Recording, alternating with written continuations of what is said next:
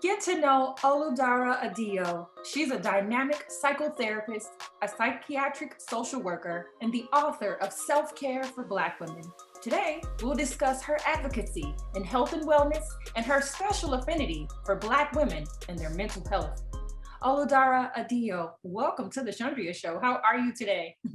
I'm good. Thank you so much for having me. Yes, you are good. I've been watching you on Instagram. You're doing phenomenal things. Let's chat about it. So let's get started. So, as a psychotherapist, you're also a psychiatric social worker. God bless you. Tell me about the defining moment or experience that inspired you to write Self Care for Black Women 150 Ways to Radically Accept and Prioritize Your Mind, Body, and Soul. Yes. I mean, there are many things I can think about in my life. First of all, my mother passed away in 2013 from health complication related to a long struggle with symptoms of rheumatoid arthritis. And, I was also her caregiver while working full time in the magazine industry. And then at the same time, I was also facing my own health related issues. I was diagnosed with polycystic ovarian syndrome, and I was trying to navigate how to, take better care of my body. And, I quickly realized that I needed to focus on wellness because I was working in media. And as you know, as a media person, sometimes it can feel like you're working 24/7. And I quickly realized I was like, this career is not letting me have a balanced life. So I decided to pursue a different career. And in that process, I went to school. I went to get my master's of social work at University of Southern California. And while I was in my program, I finally had time to really dive deep into self-care. Even though wellness has always been at the forefront of my mind, because I was in my program, it really gave me that space to practice self-care. Wow, you've experienced so much. And I am sorry about the passing of your mom. And I am, also happy that you've triumphed in your own health and prioritized yourself. So, it's beautiful that you put yourself first, you put your health first. And then now look at you. What inspired you to lead the charge or ignite this special mission? I know you've experienced your own thing, but it's one thing to go through something, it's another to lead the pack and say, come on, we're all going to focus on healthcare, not just me. It's your life, but you decided to advocate for others. Tell me about Yeah, I mean, I saw a pattern. I saw the pattern in my mom. I saw the pattern in my friend group. I saw just the pattern in society. I just really realized that like a lot of Black women, like we don't put ourselves first. Society puts a lot of pressure on us to look a certain way, act a certain way. And a lot of Black women are just not allowed to exist. We're not allowed to just be ourselves and, move a certain way. There are people have preconceived notions about, who we are as people, and that can really impact us. And also I've experienced microaggressions growing up, and I grew up in mostly white spaces, and you don't realize how much things like microaggressions impact your wellness until you're kind of out of those spaces, and then you really get to reflect on the things you've went through, and then you look back and you're like, oh, that was racism.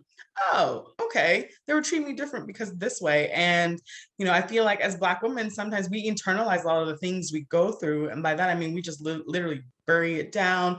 We put our feelings aside, we put our wellness aside, and we just charge forward towards our goals. Because, I mean, Black women, we achieve the best. We are at the top of everything. But, in that charge and in that path, we tend to neglect our health. You're absolutely right. I mean, and it's that responsibility to keep going, to be strong, to face adversity. And not only are you forced to be responsible for yourself, a lot of Black women are forced to be responsible for other people. And so, I mean, how can you not over time break down, mentally or in your health? So I read in your book that you dedicated your life to helping Black women revitalize their outlook on life, improve their mental health, alleviate stress, and to self-advocate. How do you present the solutions to your readers in this book? Yeah. So the book I feel like is a fun book, and that's intentional. Definitely it's marketed towards Black women, and especially Black women who feel like they struggle with figuring out how to maintain their health. And self-care is a preventative act. It's preventative care. And in the book, it is 150 tips, and each tip is its own. And, it's not designed to read it cover to cover, although a lot of women have reached out to me and told me they've read it cover to cover. And I'm like, that is great, but don't burn out in the process of trying to take care of yourself, But I think it introduces practical ways to practice self-care. And I think that is so important because sometimes, you don't really know. And sometimes the word self-care can really sound intimidating, and it can sound like, oh, well, that's just fluff stuff. And it's like, no, this is actual practical stuff that you can implement into your life. Try to put it in your life, see if you like it, see if you don't like it, and just continue to take care of yourself. Do you consider this to be a self-help book? Yes, I would consider this to be a self-help book, definitely. Okay, so readers are able to write in it workbook style about their own experiences, and then you kind of help them dissect that? No, it's not. It's definitely like a self-help tip book. It's just it gives you tips and actions. So in each tip, I present the tip, I give you a little bit of history about it, and then I give you actionable ways that you can actually practice this, the activity. Okay, I love that. Love it a lot. Okay, so as a Black woman, I'm a champion for this 1,000%, but you're also a champion for radical self-care. You encourage women to put wellness before anyone or anything else. And I know sometimes that can be a feat and easier said than done. How do you encourage Black women to focus more on their self-care and their personal needs on a day-to-day basis? Just that Monday through Friday, getting through the weekend, getting through the laundry, the kids, the work, the side hustle, the small business, the grocery shopping, like everything that any Black woman, any woman has to do. How do you encourage them? Yeah, I think it starts with listening to yourself and trusting yourself, and trust that you know your needs. I encourage Black women to try a self-care practice and see if they like it. Start small. Let's say it's journaling. Maybe you just journal for 2 minutes, whatever works for you. And it's also about giving yourself the space to figure out what works for you, because, someone could say journaling is absolutely, life-changing for them. And someone else could say, no, that doesn't really work for me. I prefer, spending 10 minutes in the sun or, in other ways. But I feel like it's important to start small and, see how it works for you, and also assess, how you're feeling throughout the process. I mean, you have to be true to yourself. If you can't be honest with those around you, you're absolutely right. Being true with how you're feeling. Are you feeling overwhelmed? Are you feeling tired? Are you feeling burnout? And then what solutions can you present? And so that's what I love about this book, that you're offering solutions to problems that sometimes we can't figure out on our own. And sometimes it's easier to help other people with their challenges than it is to find solutions for our own. Be strong. You have to be strong for yourself, but then you're there when other people are falling apart. So it's kind of funny that it's like that, unfortunately. I spent personally the last year going for my MBA, and I graduated in November of 2021. Wow. And I was full-time. It was exhausting. I was overwhelmed.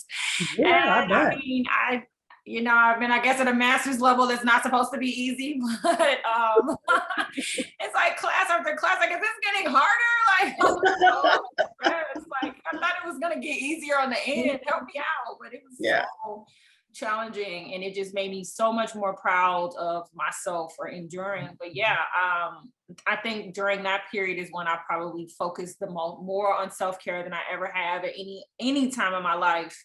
And just being able to listen to my body, listen to how I feel. If I feel drained, if I feel overwhelmed, no, we're not going to go sit at a table and study for 8 hours. Like we need to revitalize, restore, unplug, and all of that. So I'm curious for you, being that you're a medical professional, you're a wellness advocate, you're an author, writing a book to help Black women practice self-care. How do you personally practice it? Yeah, well, definitely with me, it's first, I set boundaries with work. My day job is very, very heavy. It's taxing. I work with people who deal with trauma on a whole other level. I work with people who have severe mental illnesses. So over the last couple years, or And so I've really been able to distinguish my professional life from my personal life. And that really helps me to let go. But on a day-to-day basis, I would say that I have practices like I journal, I meditate, I go to yoga. I over the last year though, I've really been focusing on listening to my intuition. And like you were sharing, it's like, oh, if I'm feeling tired, I'm not going to force myself to sit down and study. So now, if I'm feeling tired, I'm not going to, be judgmental of myself and be like, well, no, you can't sit down. Like, you need to rest. I tell myself that. I go, you need to rest because you're tired. Your body's tired, and it's okay. It's okay that you're tired. So I really had to work through that and really understand that, I don't always have to be go, go, go, go, go, which I feel like the pandemic has really allowed us to slow down a bit and really help me reflect on that. And another way I practice self-care is I have really great friendships. And I do mention that in the book. And I say that that's like really good for your soul, because it's important to build a sisterhood with healthy friends who, when you want to push yourself to the limit, they can also be like, hey, listen, I think you need to sit down. And just people who can love and encourage you and, lift you up. So, yeah. And I also do go to therapy every 2 weeks. So that helps. Your self-care plan is amazing. You've got the support system, you're listening to your body, you have a therapist, you know when to unplug and when not to. And I just think that's phenomenal. And I love what you've created. Thank you so much, Oludara, for being my special guest today. If anyone is interested in purchasing your book, getting tips on self-care from you, or even following your journey online, what's the best way to connect? So online, you can follow me on social media, Oludara Adeeyo, on Instagram, Twitter, and TikTok. I love TikTok. It's part of my self-care. And also the book is available at all major retailers, Amazon, Barnes and Nobles, even TJ Maxx. And so, but I do encourage people to buy Black. If there's a Black owned bookshop, they most likely have it. So. Yeah. Fantastic. Well, incredible job. Keep up the great work advocating for others. And thank you so much for sharing today. You have a wonderful day.